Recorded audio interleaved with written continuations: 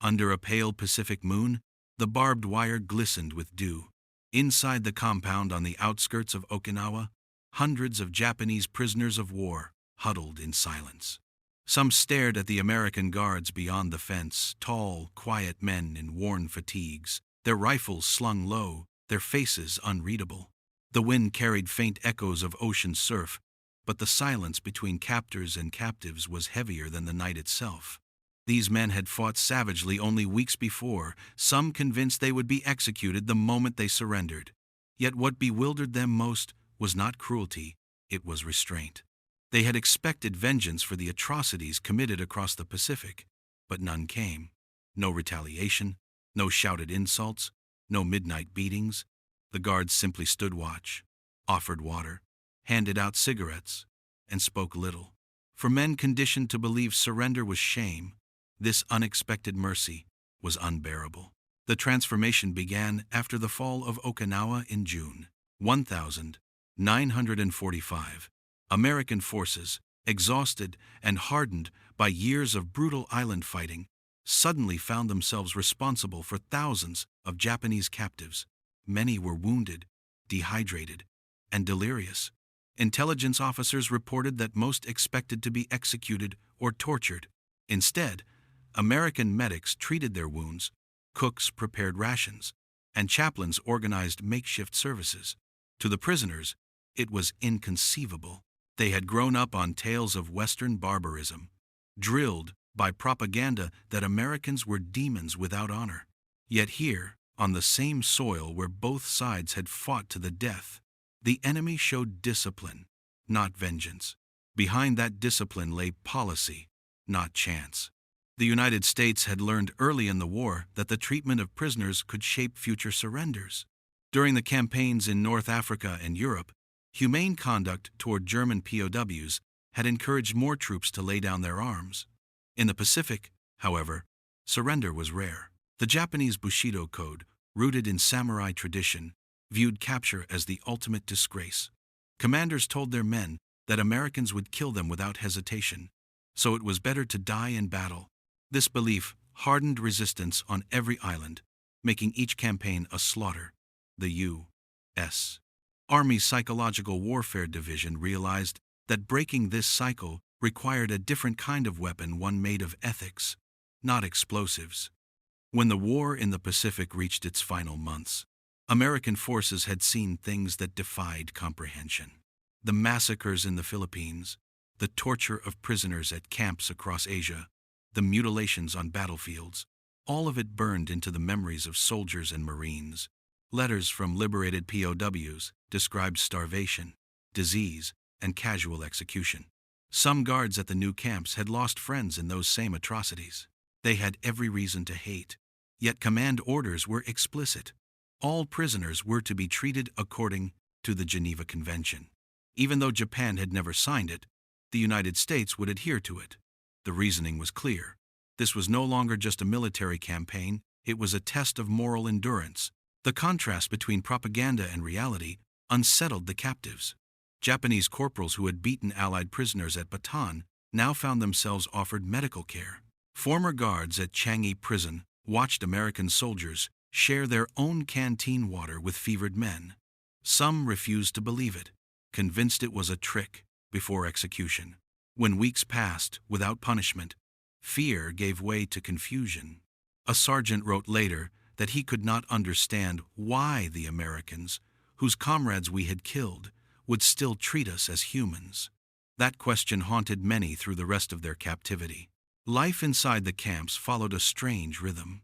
At dawn, American guards conducted roll calls with quiet precision. The prisoners were assigned work details: clearing debris, tending vegetable gardens, repairing roads. Lunch was a tin of beans, rice, or canned meat, often more than what many had eaten during their final months in combat. Evenings brought silence, broken only by distant laughter from the American tents. Occasionally, jazz music drifted from a field radio. The prisoners listened, bewildered by this enemy culture that could create both destruction and melody. In their letters home, censored but heartfelt, they wrote of an America far different from the monster depicted in imperial broadcasts. For the guards, the challenge was internal. They had seen what the Japanese military had done to Allied POWs, bodies starved, bayoneted, burned alive. Many had sworn never to forgive, yet when faced with real men instead of faceless enemies, hatred eroded under the weight of duty. One corporal recalled, looking at a sick Japanese teenager and realizing he was just a kid who'd believed his officers. That recognition did not erase anger, but it reshaped it into discipline. The Americans understood that losing humanity would mean losing the very thing they fought to defend. In the sweltering summer of 1945, rumors of the atomic bomb reached the camps. Some Japanese prisoners refused to believe their homeland could fall. Others collapsed in despair when they learned of Hiroshima and Nagasaki. American officers maintained calm, ensuring no revenge was taken, no celebration shown in front of captives. The goal was order, not humiliation. The message, subtle but powerful, was that civilization did not depend on victory, it depended on behavior after victory. The guards enforced that lesson every day, standing silent in khaki under the same sun that once burned over battlefields. Psychologists studying the camps later noted how these interactions altered both sides. For the Japanese, the shock of humane treatment broke through years of indoctrination. Many began to question the righteousness of the war. For Americans, it reaffirmed the moral framework that separated them from the enemy's brutality. The camps became quiet laboratories of post-war reconciliation long before peace was signed. Through shared labor, simple decency, and occasional gestures, a cigarette, a blanket, a nod of respect, the first fragile threads of understanding were woven. By September 1945, tens of thousands of Japanese POWs were being processed for repatriation. They left the camps thinner but alive, carrying memories that defied everything they had been told. Some later testified that they could not comprehend why their captors had shown mercy after such horrors. That question lingered in their minds as they boarded ships home, staring back at the American guards who simply saluted and turned away. To them, mercy was more terrifying than vengeance, because it revealed strength beyond the battlefield. As the last transport left the harbor, the guards watched in silence. The war had ended, but the ghosts of it clung to the sea air. For men who had seen too much death, restraint had become their final weapon. Yet deep down, both captor and captive knew this strange quiet held a deeper power than any rifle. The Japanese could not explain it, and perhaps neither could the Americans. But within that uneasy peace lay the seed of something greater, a truth that would soon shape the post-war world. And in that truth lay the real mystery waiting to be uncovered. How an army forged in fire chose mercy over revenge, and what secret force allowed discipline to triumph over hate. The secret lay not in compassion alone, but in structure and invisible architecture of command, training, and psychology that restrained vengeance when emotions screamed for release. American military discipline in 1945 was not accidental. It was the product of a doctrine crafted through blood and bureaucracy alike, refined in boot camps, encoded in field manuals, and enforced through constant supervision. Officers understood that every act toward a prisoner reflected not just on an individual, but on the entire moral claim of the United States. A single revenge killing could erode the legitimacy of victory, and legitimacy, after 4 years of savage total war, was a resource more precious than ammunition. Behind this restraint stood General Douglas MacArthur's Supreme Command in the Pacific. From his headquarters in Manila, MacArthur issued strict directives that every Japanese POW be treated in accordance with international law. Orders filtered down through the Army's Provost Marshal General and the Navy's Bureau of Personnel. Each camp received standardized guidelines covering food, housing, medical care, and discipline. These were not idealistic gestures, they were tactical measures meant to stabilize an occupation, prevent uprisings, and demonstrate moral authority to the watching world. Washington understood that the war's final phase was as much psychological as physical. The American image had to project strength wrapped in justice. Technology played its part in this quiet campaign. At the largest camps, such as those on Guam, Okinawa, and Leyte, administrators relied on new radio communication networks to coordinate supplies and medical support across dispersed islands. Portable transmitters allowed immediate reporting of prisoner conditions, preventing abuses or shortages. Logistic control became a form of moral enforcement. The same signal corps that had guided bombers over Tokyo now transmitted requisition codes for blankets and medicine. The machinery of war was being retooled for mercy. The engineers who maintained these lines, men from Motorola and Western Electric, understood their role in a different kind of battle, sustaining discipline through efficiency. The Japanese prisoners watched all of it with disbelief.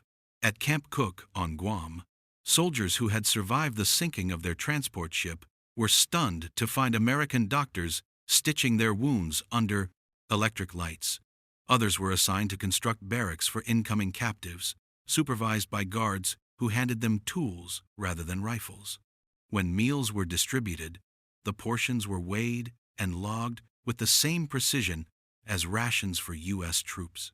To men raised under a military culture that glorified cruelty toward the defeated, this bureaucratic fairness seemed otherworldly.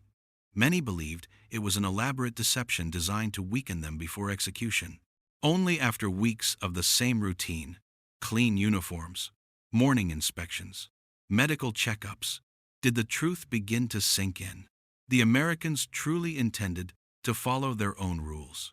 The paradox deepened when news filtered in from the ruins of Japan. Rumors of Hiroshima reached the camps first through intercepted radio, then through leaflets dropped by B-29 seconds announcing surrender. The shock was overwhelming. Men who had once vowed to die for the emperor now knelt in silence, unable to process that their empire had fallen. American guards responded not with mockery but with order.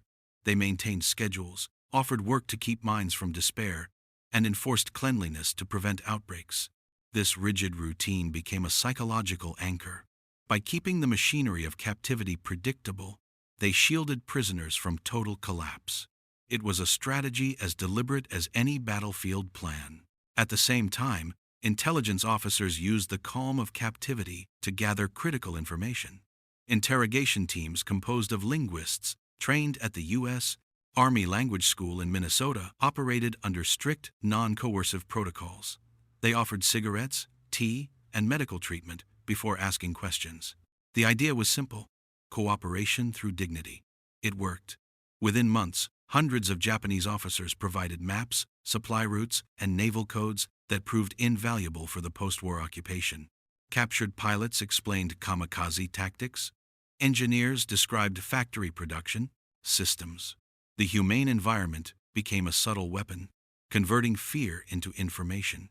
In one recorded account, a Japanese naval engineer, captured at Truk Lagoon, later admitted that he had expected torture. Instead, he was shown a damaged American landing craft and asked how to improve its engine ventilation. He spent 3 months assisting U.S. mechanics, astonished that his captors valued his expertise rather than his surrender. Such exchanges built fragile respect between enemies who once sought each other's annihilation. It was an unspoken experiment in reconciliation through work, a principle that would later shape Japan's reconstruction under American supervision. The moral architecture supporting all this came from the highest levels of policy. President Truman, inheriting the command after Roosevelt's death, believed that victory without virtue was hollow. His administration pushed for public documentation of humane treatment as evidence that democratic societies could wage war without losing their conscience. Reports were compiled, film crews invited, and Red Cross observers granted access to POW camps across the Pacific. These images, later shown worldwide, contrasted sharply with the atrocities uncovered in Asia's former Japanese prisons. They created a moral mirror. Where imperial brutality had dehumanized, Allied order had restored humanity. Still, restraint was not easy. Veterans stationed as guards carried private grief, memories of comrades bayoneted on Guadalcanal, of friends buried in shallow jungle graves. Some admitted to trembling with rage when seeing the faces of those they once fought, yet training prevailed. Non-commissioned officers enforced strict boundaries, punishing even minor acts of revenge. Commanders reminded their men that they represented a nation built on law, not vengeance. It was discipline at its purest form, moral courage, expressed through self-control. The impact of this discipline rippled far beyond the fences. Reports from neutral observers and Japanese interpreters described a profound psychological shift among the captives. Many began to question their indoctrination, wondering how an enemy capable of such power could also show mercy. Some requested English lessons. Others volunteered for cleanup operations. A few even composed letters of gratitude to American officers, letters that were quietly archived in military files. Historians would later note that these moments marked the first step toward Japan's post-war identity as a nation rebuilt on cooperation rather than conquest. Among the guards, something changed too. The act of maintaining order without cruelty became a kind of redemption. Soldiers who had seen the Pacific's worst horrors found a strange peace in structure. They realized that victory meant not just defeating the enemy, but mastering the darkness that war had placed inside themselves. As one Marine lieutenant reflected years later, "We won when we refused to hate." But behind this calm exterior, a deeper mystery persisted. Why had so many American soldiers, scarred, grieving, and furious, chosen mercy over revenge? Was it faith, discipline, exhaustion, or something more profound? The answer lay in the invisible intersection of military doctrine and moral belief, a convergence forged on the battlefields of both mind and matter. And as the occupation of Japan began, that intersection would reveal its true power, the transformation of enemies into partners, and the use of mercy itself as a weapon of victory. When the war finally ended, the camps that once symbolized defeat began to embody something unexpected: transition. From Guam to Okinawa, from Leyte to the Philippines, thousands of Japanese POWs awaited repatriation. The air hung heavy with uncertainty, yet discipline persisted. American guards maintained routines with machine-like precision roll call, meals, medical inspections, mail delivery. This order projected authority, but beneath it pulsed a deeper current of intent. The U.S. command understood that the war's true victory would not be sealed by treaties, but by reshaping hearts and minds. The treatment of these prisoners was no longer just moral policy, it was strategy. The psychological impact unfolded slowly but profoundly. Many of the captured men had been officers, engineers, and teachers drafted into service. They had believed the propaganda that painted Americans as beasts who murdered the helpless. Yet each act of fairness, each cigarette shared, each wound treated shattered those illusions. As weeks turned to months, Japanese officers began to write letters expressing confusion and reluctant admiration. Interpreters recorded how prisoners, once stoic and hostile, began to greet guards with hesitant nods. Some asked to learn English. Others offered to teach Japanese to the Americans. Each small exchange eroded years of indoctrination. American psychologists attached to the camps documented the phenomenon meticulously. They noted a recurring pattern: disbelief, followed by trust, followed by moral reevaluation. For the prisoners, captivity became an unintended education in democracy, one experienced not through lectures but through behavior. The Americans enforced rules impartially. Infractions were punished by regulation, not rage. Food was distributed evenly, regardless of rank.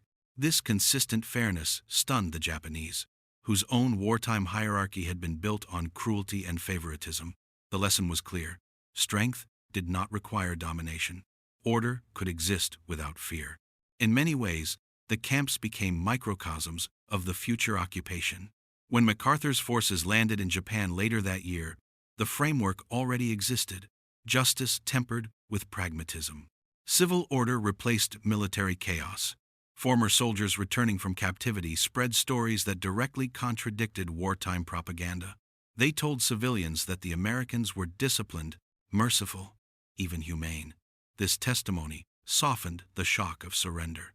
Sociologists later credited POW experiences as one of the key reasons Japan accepted Allied reforms with less resistance than expected. The seeds of a democratic society had been planted in barbed wire soil. Meanwhile, the American Guards carried their own transformation. For many, restraint became a form of healing. They had seen atrocities, the skeletal survivors of Bataan, the burned remains at Manila, the mutilated pilots found on Pacific beaches, yet standing in the camps, watching their former enemies struggle to rebuild humanity, they discovered that vengeance could not undo loss. Mercy, paradoxically, gave meaning to suffering. It allowed them to reclaim the moral high ground, proving to themselves that war had not destroyed what they were fighting to preserve.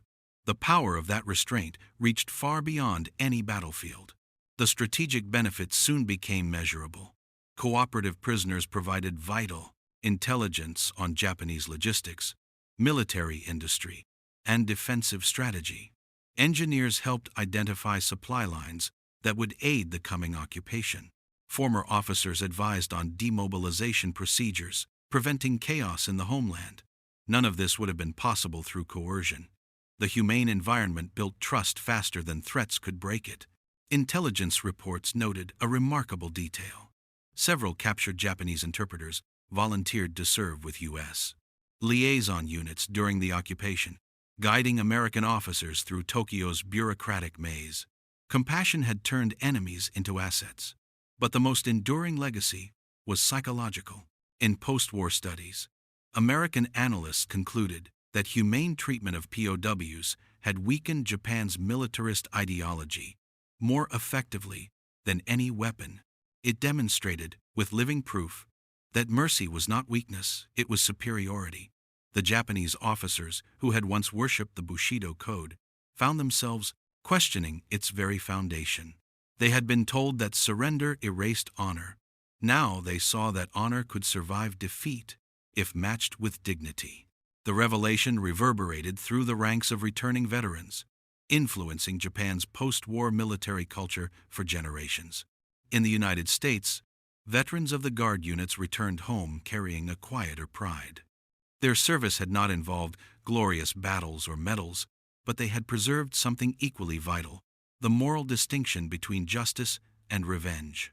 In letters and memoirs, many reflected that their restraint had been the hardest battle of all. They spoke of sleepless nights, of looking at prisoners and remembering fallen friends, of choosing silence instead of rage. Yet in those choices lay the enduring strength of an army governed by principle. As the years passed, historians traced how that principle shaped modern warfare. The lessons of the Pacific POW camps informed U.S. doctrine in Korea and Vietnam, where humane treatment was emphasized, if not always achieved, as a strategic necessity. The belief that moral legitimacy could win hearts as surely as weapons could win battles became part of the American military ethos. Even in later conflicts, echoes of 1945 persisted. The idea that restraint itself was a weapon, that mercy could fracture an enemy's ideology from within. For Japan, the psychological transformation became the foundation of post-war identity. The same men who once bowed before imperial orders now worked to rebuild factories, design infrastructure, and promote peace.